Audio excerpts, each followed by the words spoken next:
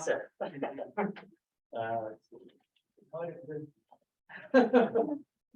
So yeah, my name is Setiawan. I am with the OY regional cable array. So this is kind of the OY consists of different regions, kind of like I use. And here at the UW, we have the regional cable array. And so we have a bunch of instruments out in the 300 miles off the coast of Oregon, and there are cables and there's all sorts of instruments, from PPDs to hydrophones to seismic instruments and that sort of thing. Physical buoys, we got all that. And yeah, so today I'm going to talk to you guys about the kind of cloud-based data access and exploration. So the OY has a data portal currently that's it's geared very geared towards like scientists like yourselves and engineers.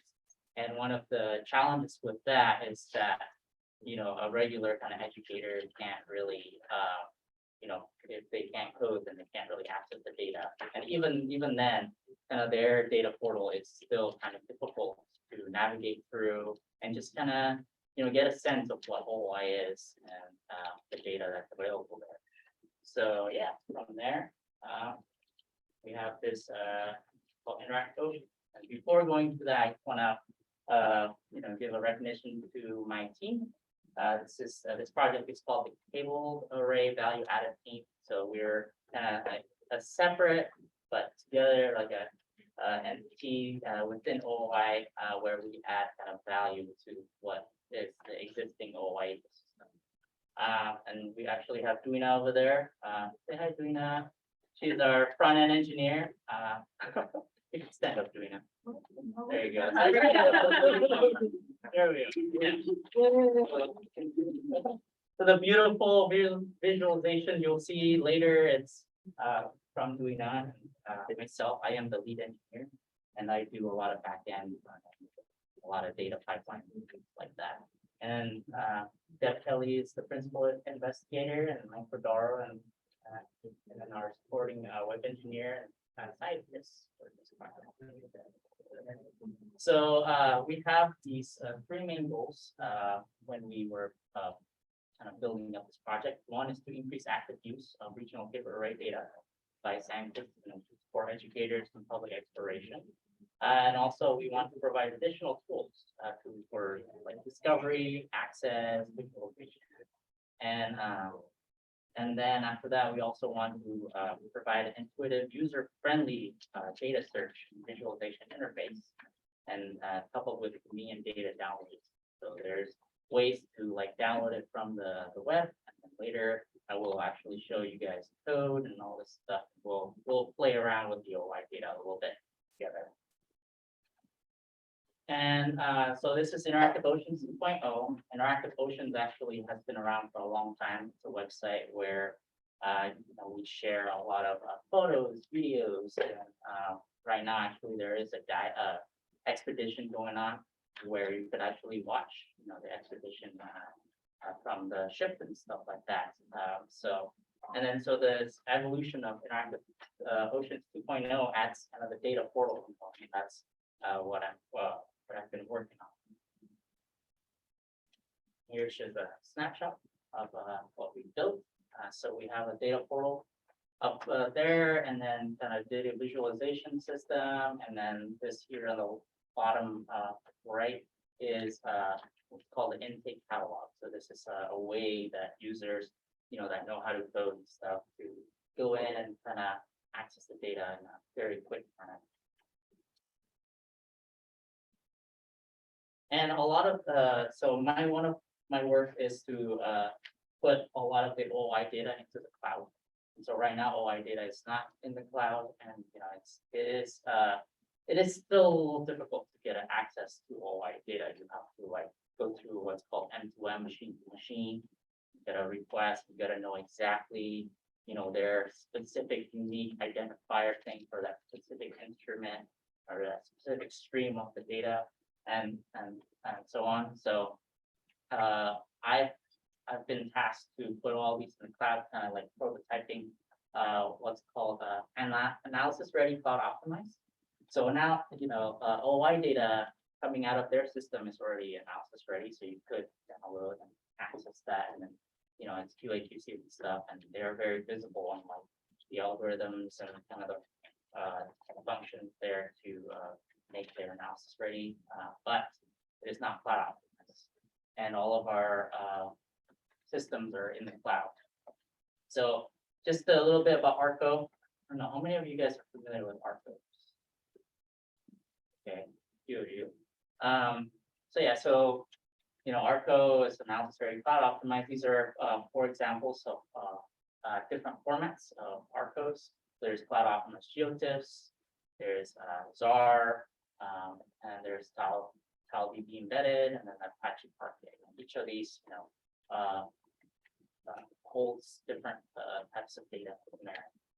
And the 2 that I'll be talking about will be the cloud optimized geotiff and the ZAR. Those are the 2 main formats that I use to power the whole visualization system. And just like to give a little bit about PanGeoForge. Is an open source framework for extraction, transformation, and loading ETL scientific data. So to create Arcos is very difficult. And for scientists, like you want, or like data providers, they don't want to have to think about that. So that's kind of where PanGeoForge comes from. It's like a community built kind of like PangaForge, but for data instead of for packages. And it's pretty sweet. I think they're at a state where you can actually start putting recipes in there. Yeah. So I'll just go through this real quick, just kind of like give a sense of what all the different applications for the interactive oceans. So there's the map application. It is a window to explore instrument features on the seafloor. It is powered by COGS, the cloud optimized geotiff. You'll see later that it makes it really nice to serve like seafloor mosaics and the imagery data. And then we'll have the data visualization application, which is powered by ZAR, the cloud optimized n-dimensional array storage.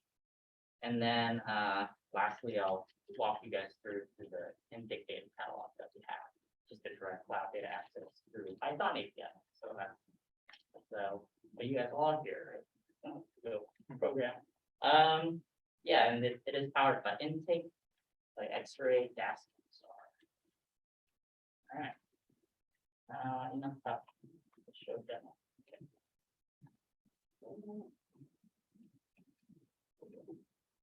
So if you want to follow along, you can. The link is Washington.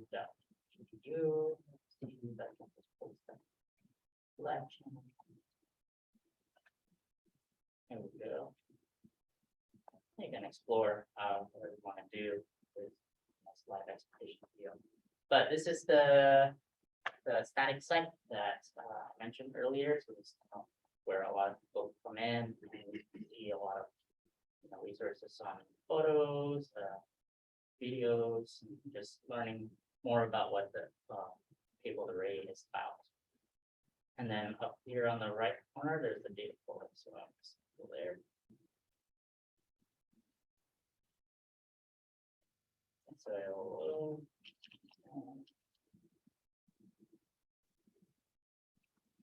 and you get this landing page.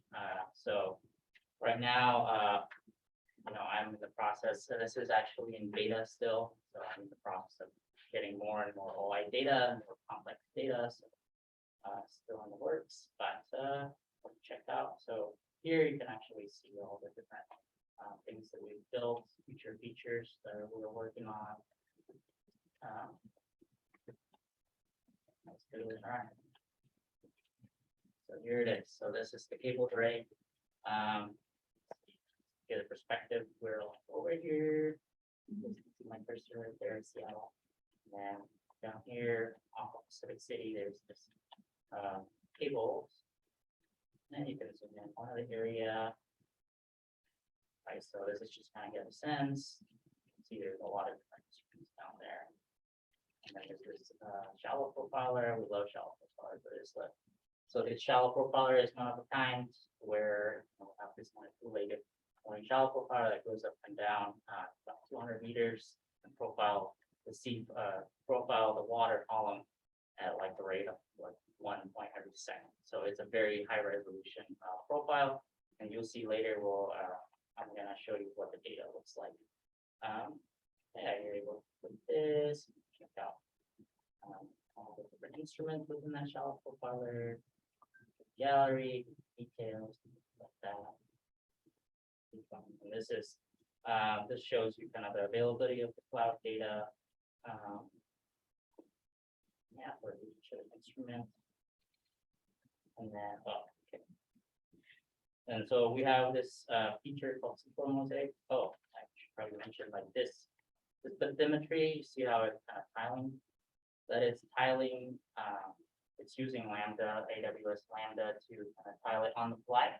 So this is a big, like 3 gigabyte geotip or something like that, and it's just tiling on the fly. So that is possible using the cloud optimized geotip, and it is serverless, so you don't like usually for serving files you need like a geo server or something like that, server that serves what files. And then same thing here. So I'll show you this beautiful SQL mosaic that we have. So you can really zoom in.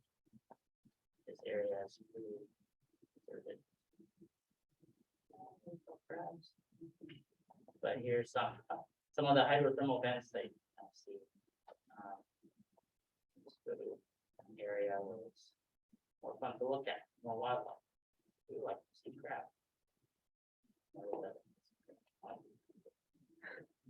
Okay, there you go. So yeah, so with this, you can really go down and see, you know, the seafloor, what it looks like, and what there are, and it's a very, very high resolution. Yeah, this is taken with an ROV that sweeps like back and forth, take a bunch of different photos together. So, yeah, so that's our map interface. You can filter and things like that, depending on what you want. And I think there's anything else.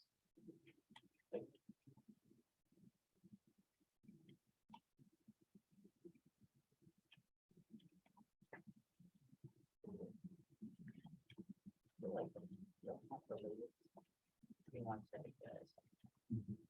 Do not have. We just released yesterday, so I feel like do not have the latest updates. That's really nice. Oh, thanks. There we go. Now I have to wait for the data. So this is just the data information page. So these are the data sets that we have on the cloud from OI we currently have. So you can see one of the data. It's not the huge data. They're like terabytes, but this is one of the bigger data sets. Is 1.6 terabyte. The thing that's difficult about these data sets are the high resolution time series. So right now, one of the issues that X-ray have is not lazy loading their dimensions. So if you're like at billions of data points, and try to do that, some problematic compression. Yeah, let's see. Okay, after the data visualization. So this is the data visualization system where we'll create some plots. Then I go to Oregon slope base.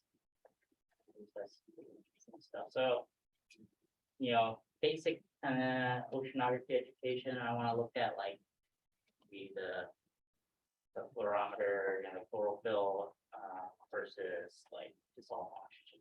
See what's going on there.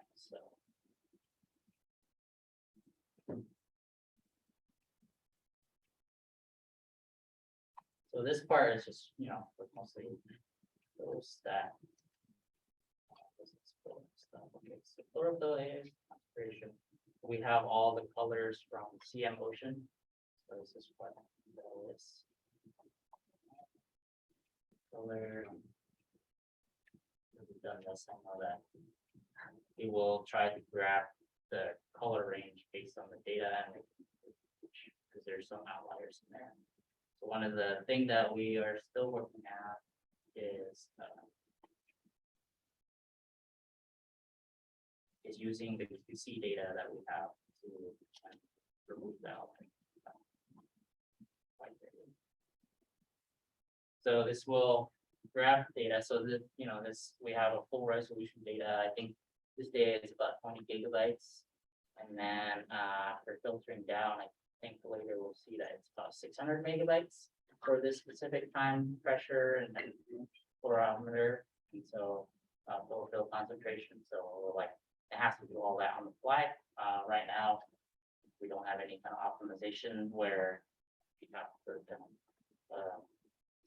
down sample data yet, but full resolution and have to grab data from the full resolution. So For the QC, is this something that's been done on the data sets beforehand, or is this something that y'all have algorithms set up to detect outliers or? yeah, it has been done with the data set. So the QC happens when, say, you're requesting data from the OI side, it will give you the QC values, and they're using the IUPARTOD for those QC values and stuff, and they do like a lot of gross range, whatever other outliers, QC and stuff like that.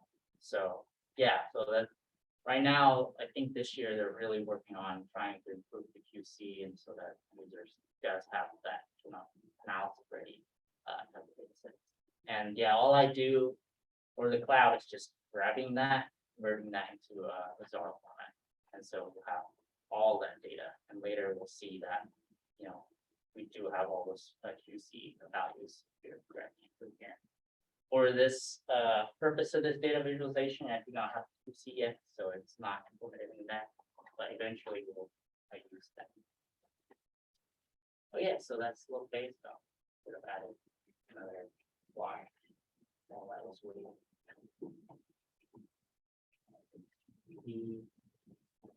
profiler. I'm gonna do this all option now, so water pressure.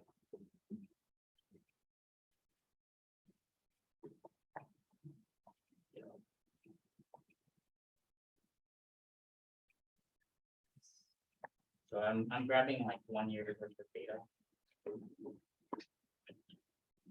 Which if you think by 1 year, second resolution is quite a bit of data, and we're trying to visualize all that. And yeah, just in the back end, like it's using what's called data shaders, but actually using a whole of this ecosystem to data shape the data. So it's an image representation of the data, so it's down sampled, but it's very accurate down sampled, so we don't have that.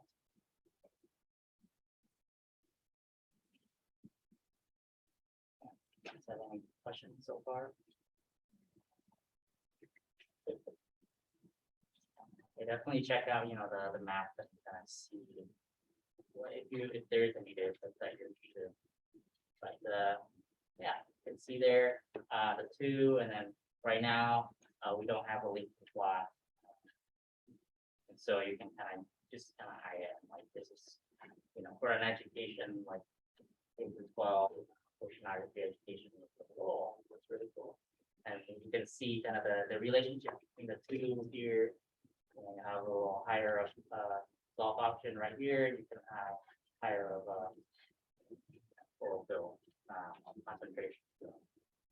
And then you can also change the text. Chlorophyll A and do that.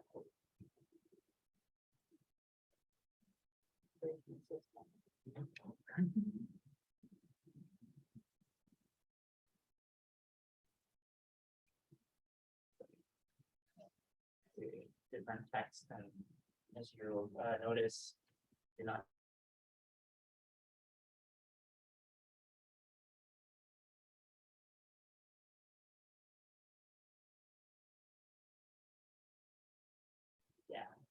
so this whole thing is still typed to me, but I like to reached out to people like this. It's a library for really large data.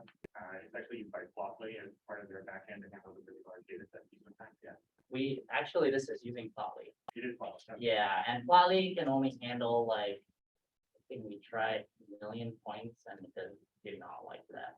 Yeah, this one, I can talk to you later about it. Okay. I haven't used it myself. I was wondering if you used it.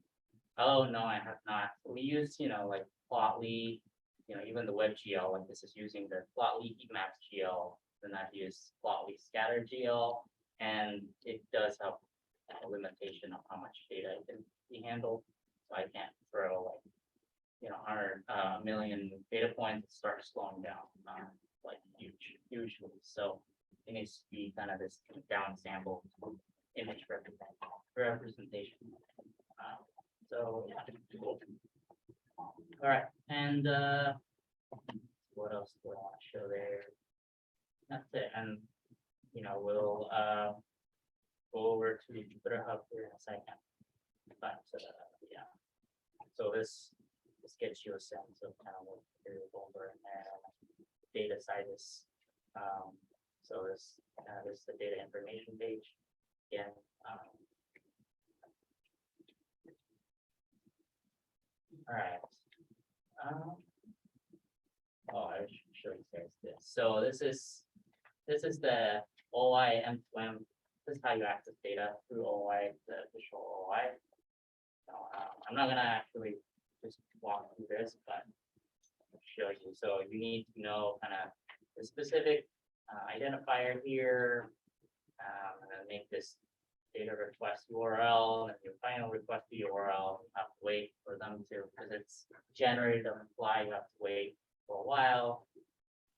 And then finally, once it's done, you gotta do all this crawling, OpenDAP thing. So they serve it to an OpenDAP, which you can't technically read it straight through using X-ray.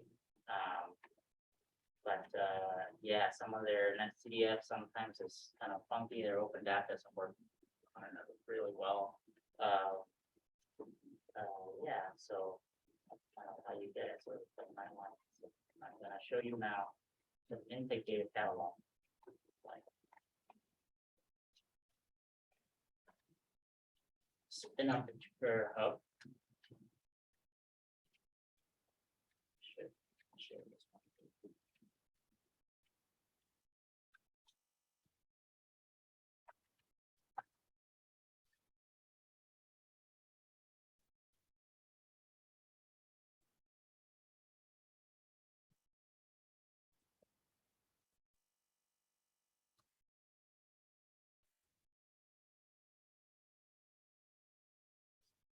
Questions?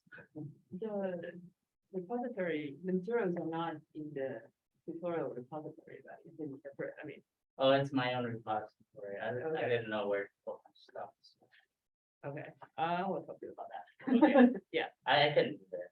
no, that's fine, it's just the environment, and, the environment creation is very slow. So, Oh, yeah, we'll don't get- try to create the environment, all the environment from my repository that I just shared. It's already all installed. Sorry, that's a good disclaimer. It's all installed in the Jupyter Hub. It's just a basic X-ray DAS, all of this suite of environment. Yeah, hopefully this will start up soon. Should have warmed it up for this.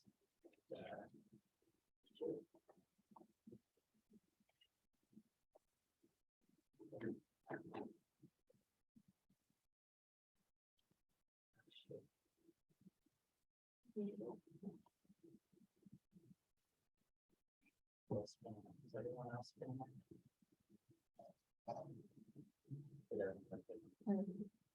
That was the point that you were at. Oh, yeah.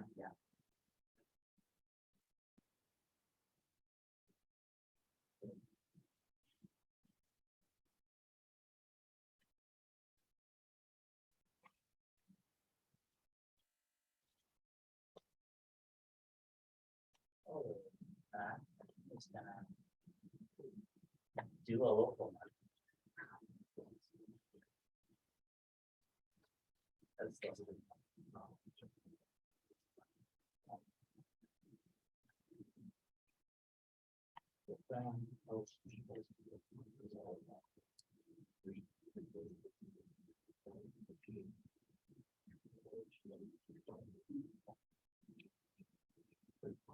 What happened when you have two environments?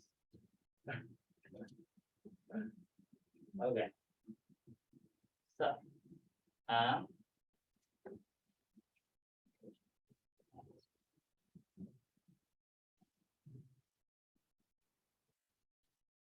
this is the catalog URL. Eventually here. Choose that too.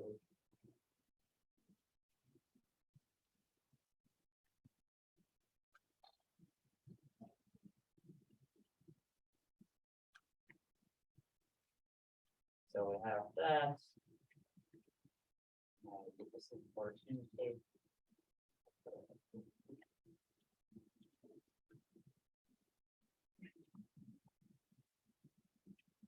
So now I can do intake. Open catalog. I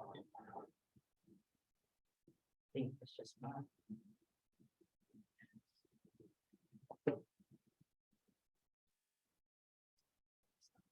Okay, so actually my Jupyter Hub just spun up, so we'll do this from scratch. Okay, so you could actually do this, click this little icon here and clone the repo that I have.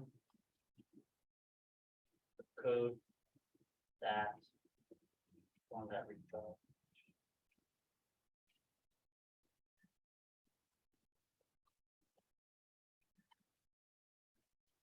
And then, so in the notebooks, there's intake demo.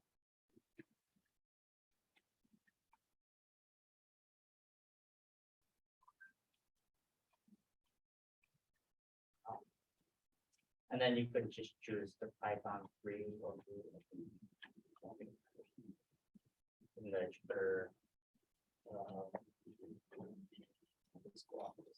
Okay, so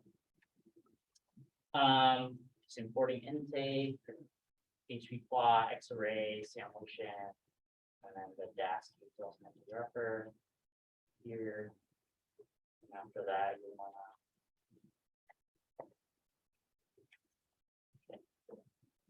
create a local cluster. So,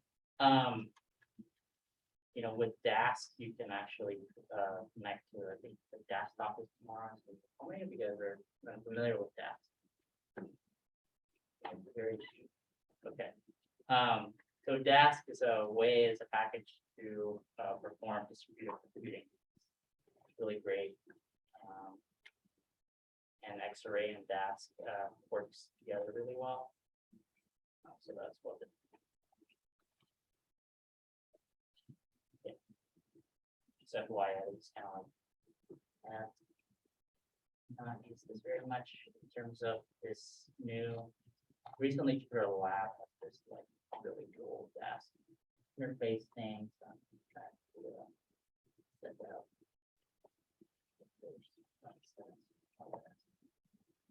So once you create this local cluster. So right now we're just creating a local cluster in dask.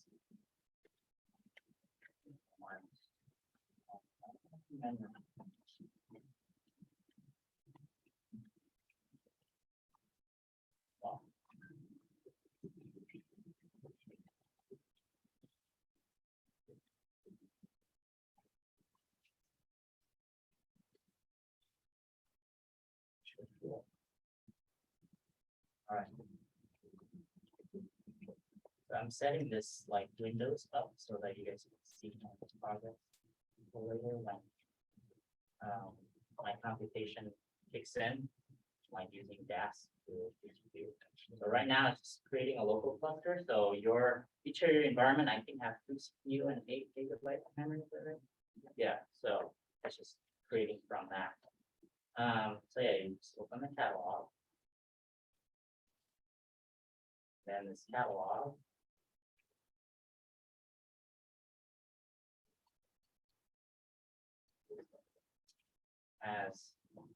So if you remember earlier, the data information page, this has all of the different stream stuff like that. And right now, I'm still working on the catalog in a way that, it's kind of more friendly in terms of explaining what the heck is this whole identifier is all about, and the way to kind of filter. So with the intake catalog, it's kind of like open data catalog where you can put in a lot of metadata into the catalog, and they have tools in the way to like filter to the specific data that you want, and things like that. But yeah. Working. So from the demo, I'm using these two streams. So the port and the CTP, and you can actually figure out all that from the data information page of the data portal. And so from catalog, catalog, port catalog, this will give you kind of information about that catalog, that data set. So now from the catalog, I'm grabbing a data set. So that's one of the, the identifier. And then it gives you these kind of information on like the data products, what are the data products, like what the description of each of those. So it's very long.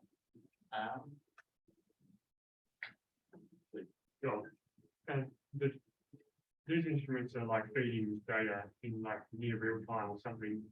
Are they to some data repository? Are you then like continually updating or appending to these files? Yes.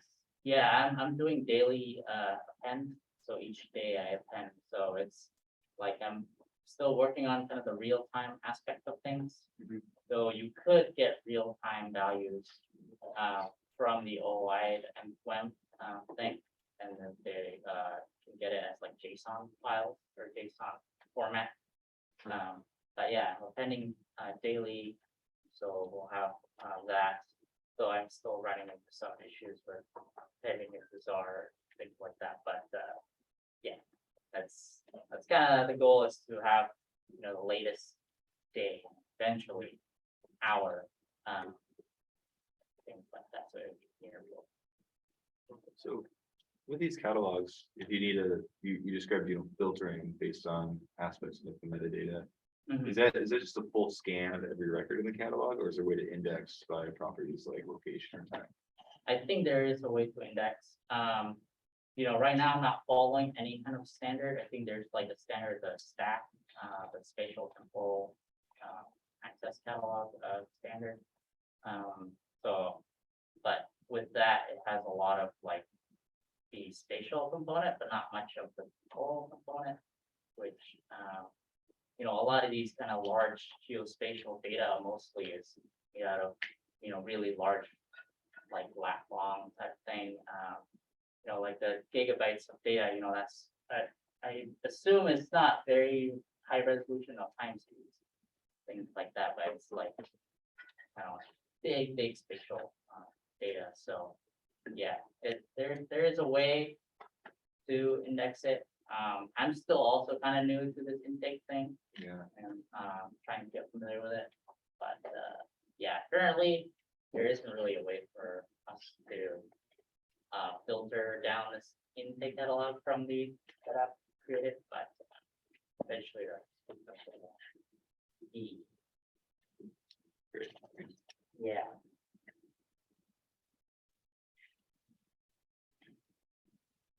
So we'll get the port data, see how big it is.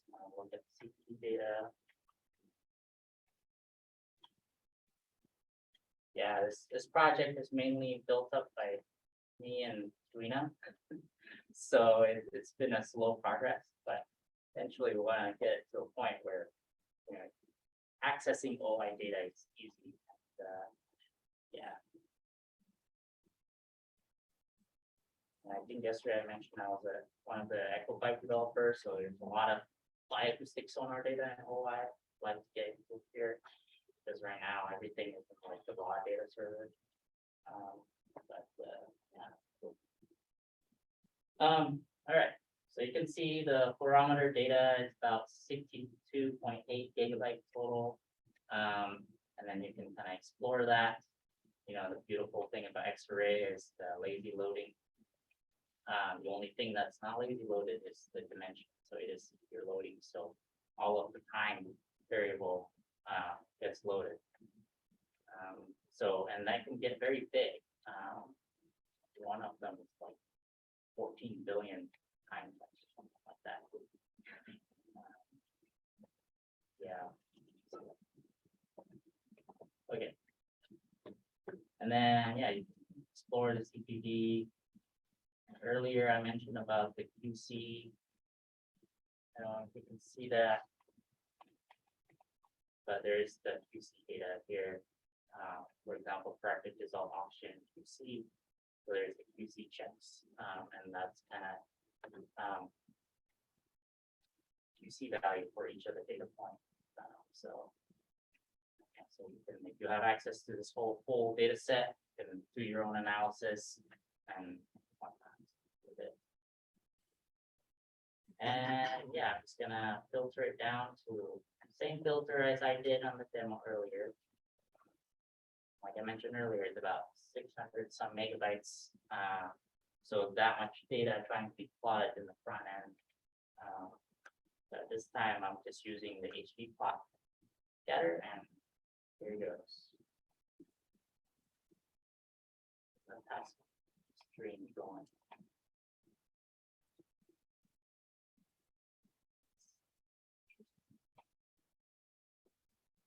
Wait, there's this nice task stream that goes through.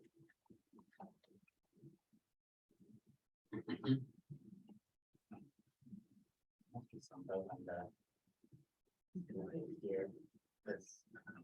So this just shows you the task stream that comes through, but it doesn't seem like it's showing on this. So that's cheaper a lot.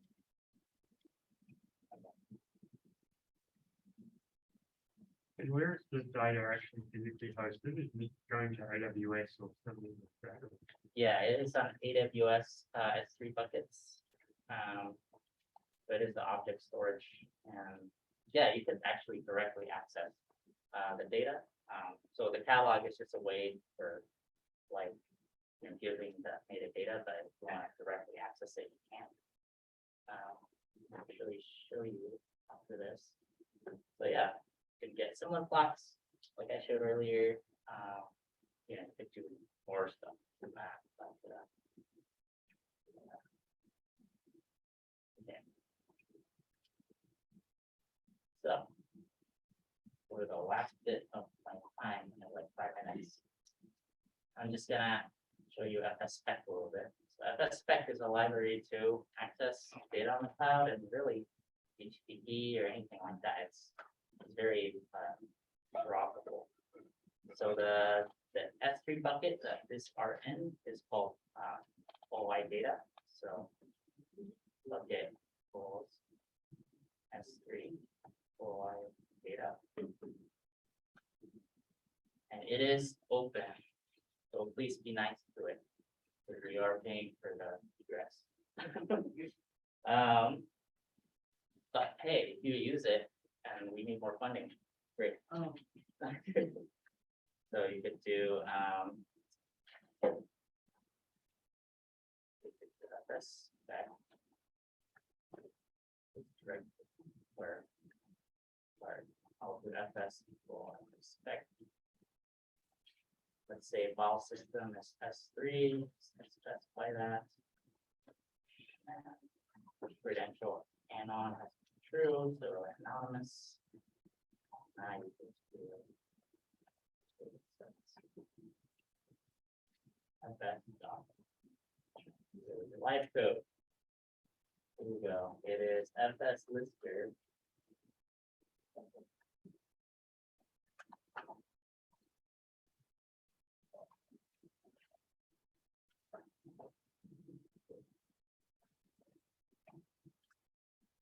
So there's all the different data sets. And we want to show one of the really high resolution one.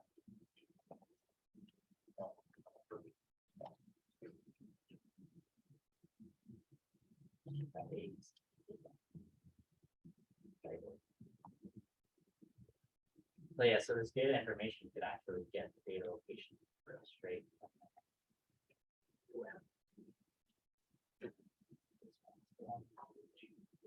That's one page. And the bot key is the one huge.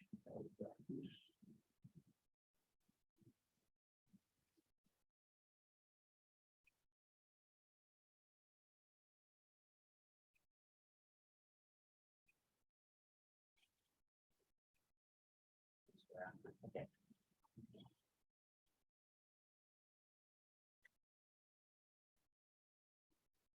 From that, actually, if you grab, one of the string, you could use star. Star group.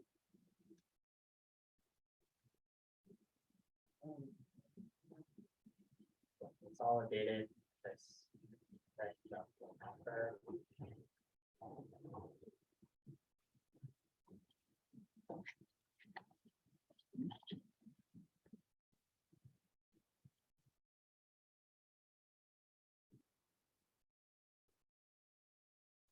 Literally opening a huge file here. Okay, so let's see, for I know let's do this.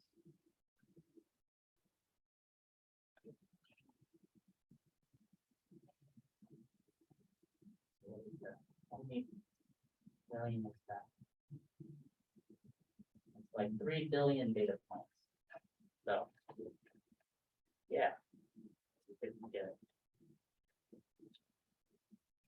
It's 20 gigabytes.